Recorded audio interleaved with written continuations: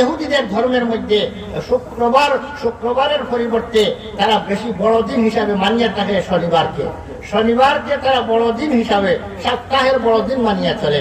তাই বড়দিন হিসাবে এর মধ্যে বিশেষ কিছু করণীয় থাকে।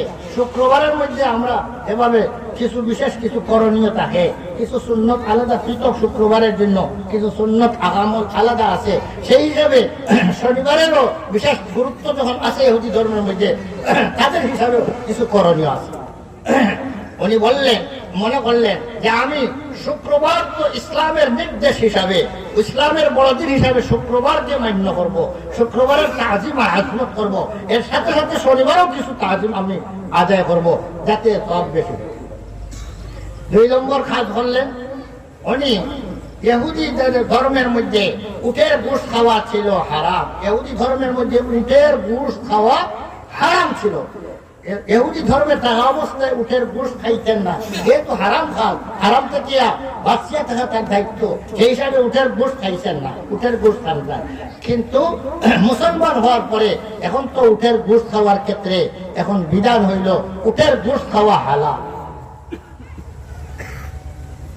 ইসলাম ধর্মের মধ্যে উটের গোশত খাওয়া ফরজ না ওয়াজিব? ফরজ নয়, ওয়াজিব নয়, সুন্নত নয়, মুস্তাহাব না, বরং উটের গোশত খাওয়া হালাল। হালালের অর্থ করলেও বাধা নাই, না হলেও কোনো আপত্তি নাই, এজন্য হালাল। এটা খাইলে খাইতে পারবেন, না খাইলে না খান, এই ধরনের কথার নাম হালাল। তাহলে উটের গোশত খাওয়া ইসলাম হালাল করে দিয়েছে। হযরত আব্দুল্লাহ ইবনে সালাম মনে করলেন উটের গোশত খাওয়া তো ফরজ ওয়াজিব সুন্নত তা কিছু নয়, যখন হালাল আছে আমি না খাইলেও তো কোনো আপত্তি নাই, তাই আমি না খাওয়াটাকেই গ্রহণ করব।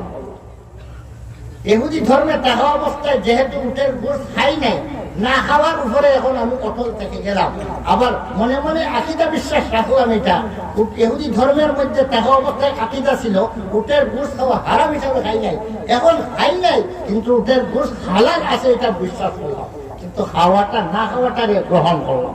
বলেন তো এই কাজটা করার কারণে ইহুদিরা উটের গোশত খায় না, উটের গোশত খায় না, সেই কাজের সাথে তার কাজটা সামঞ্জস্য হইল কিনা? ইহুদিরা উটের গোশত খায় না, উনি উটের গোশত খাইলেন না, মুসলমান হওয়ার পরে উটের গোশত খাইলেন না, বলেন তো তার কাজটা মুশাবাহাত এবং তাশাব্বুহ সামঞ্জস্য ইহুদিদের কাজের সাথে সামঞ্জস্য হইল কিনা? তাহলে ইহুদিদের সামঞ্জস্য গ্রহণ করলে এটা মুসলমানদের জন্য লাভজনক না ক্ষতিকর? নবী কারীম সাল্লাল্লাহু আলাইহি ওয়াসাল্লাম বলেন মান তাশাব্বাহা বিকওমিন ফাহুয়া মিনহুম, যে দলের তাশাব্বুহ গ্রহণ করবে, মুশাবাহাত সাদৃশ্য গ্রহণ করবে, সেই দলের সদস্য গণ্য হবে। কিয়ামতের দিন তাকে তার সাথে ওদের সাথে উঠানো হবে।